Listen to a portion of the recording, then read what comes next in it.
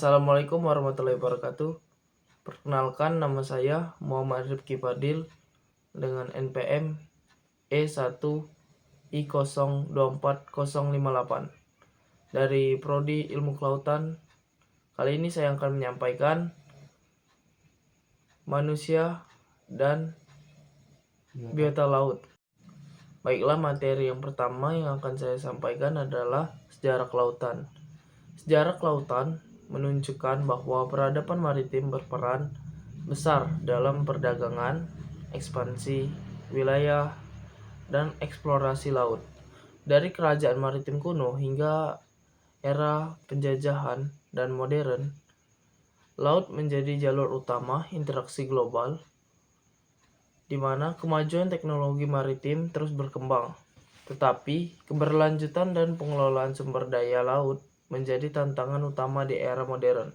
Selain itu, ilmu kelautan adalah cabang ilmu yang menawarkan penjelajahan tak terbatas ke dalam samudera yang luas, memperkenalkan kita pada keajaiban-keajaiban tersembunyi di bawah permukaan air.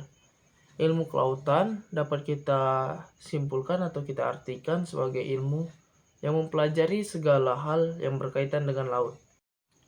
Baiklah, materi yang kedua yaitu adalah kehidupan biota laut. Kehidupan biota laut sangat beragam dan saling bergantung dalam ekosistem yang seimbang, melibatkan organisme dari mikroorganisme hingga hewan besar dan tumbuhan laut.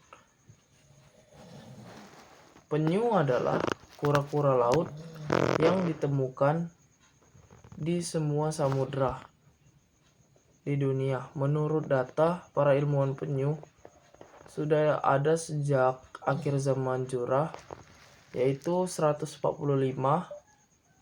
sampai 208 juta tahun yang lalu, atau seusia dengan dinosaurus. Pada masa itu, Archelon yang berukuran panjang badan 6 meter dan Cimotseli telah berenang di laut purba seperti penyu masa kini. Manfaat dari penyu adalah sebagai penjaga keseimbangan laut dengan cara memakan rumput laut dan sebagai indikator kesehatan laut. Contoh yang kedua, lumba-lumba. Lumba-lumba adalah jenis mamalia yang hidup berkelompok di perairan laut dan sungai. Lumba-lumba atau paus dan porpoise dapat dikelompokkan dalam sebuah ordo yaitu Cetacea. Kata Cetacea berasal dari bahasa Latin yaitu Cetus yang berarti hewan besar, dan bahasa Yunani yaitu Ketos berarti monster laut. Hewan-hewan dari ordo Cetacea adalah hewan yang menyusui, yang sepanjang hidupnya ada di perairan dan telah melakukan berbagai adaptasi untuk kehidupan lingkungan ini. Manfaat dari lumba-lumba adalah sebagai predator ikan dan daya tarik wisata alam. Baiklah, materi yang ketiga adalah potensi dan fungsi laut. Laut mempunyai arti penting bagi kehidupan manusia, seperti sumber makanan, sebagai jalan raya perdagangan, sebagai sarana penaklukan, sebagai tempat pertempuran, sebagai tempat rekreasi, dan sebagai alat pemisah atau pemersatu bangsa. Potensi dan fungsi biota laut sebagai kekayaan alam yang tak ternilai harganya.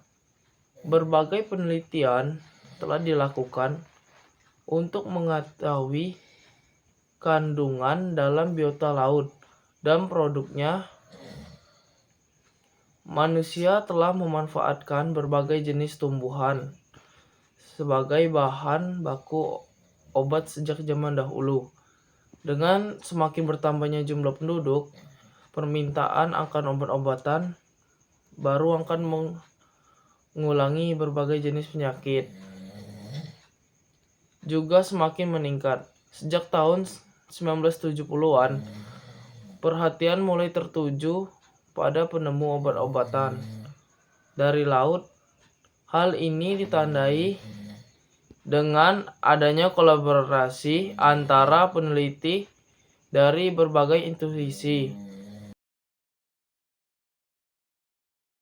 Permasalahan laut saat ini yaitu plastik yang mencemari planet kita dan mencekik lautan, membahayakan kesehatan manusia dan merusak ekosistem yang penting sebagai sumber penghidupan kita. Terkait dengan hal ini, program lingkungan hidup PBB meningkatkan kewaspadaan akan parahnya krisis plastik global dan menyoroti jaringan masyarakat sehari-hari, pekerja pesisir, dan komunitas yang menjadi ujung tombak solusi untuk mengatasi polusi plastik. Data dari Ocean Conservatory didapatkan bahwa lebih dari 430 juta ton plastik diproduksi setiap tahunnya. 2/3-nya dibuang sebagai sampah setelah sekali pakai. 11 juta metrik ton plastik masuk ke dalam laut kita setiap tahunnya. Selain dari perkiraan 200 juta metrik ton yang sudah mengalir melalui lingkungan laut kita. Materi yang kelima adalah rekomendasi dan solusi dari permasalahan. Di sini sampah plastik semakin mengkhawatirkan. Dengan Indonesia menjadi salah satu penyumbang sampah plastik terbesar di dunia. Plastik membutuhkan waktu hingga ratusan tahun untuk terurai dan seringkali berakhir mencemari lautan serta membahayakan ekosistem laut.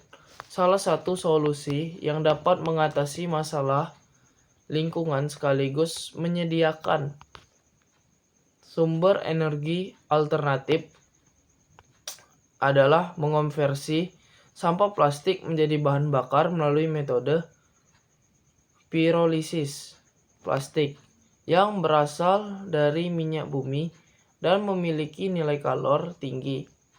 Dapat diolah kembali menjadi bahan bakar cair.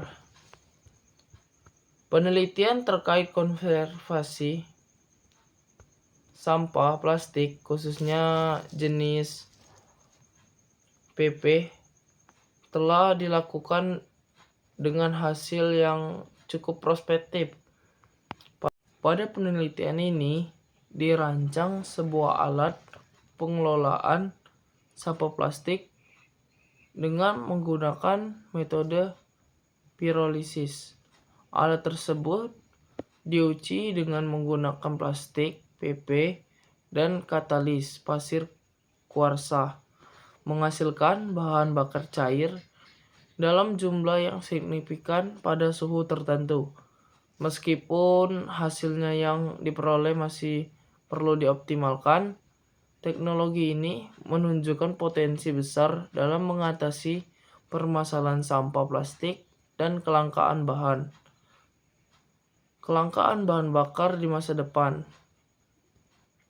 Dari data The World Economic Forum memprediksi bahwa 2050 jumlah sampah plastik di lautan akan lebih banyak dibanding ikan. Kementerian Lingkungan Hidup dan Kehutanan KLHK mencatat bahwa 80% sampah yang ada di lautan berasal dari daratan. termasuk plastik, dan banyak hewan laut yang mengira bahwa sampah plastik yang terombang-ambing di lautan adalah makanan mereka, sehingga hewan yang termasuk penyu dan paus mati karena memakan sampah plastik tersebut. Ikan-ikan kecil pun mengira mikroplastik yang terdapat di lautan adalah makanan mereka. Makhluk hidup lain juga terkena dampak sampah plastik itu. Banyak yang terperangkap dan tercekik oleh plastik. Pengelolaan daur ulang. Sampah plastik berkelanjutan merupakan solusi satu-satunya untuk mengurangi dampak pencemaran lingkungan akibat sampah plastik. Namun, ada beberapa jenis sampah plastik yang tidak dapat bentuk ulang karena sifat dan keadaannya, yaitu plastik kotor dan plastik termoset. Jika didaur ulang, plastik tersebut akan mengalami penurunan kualitas hingga kurang menghasilkan profit yang baik.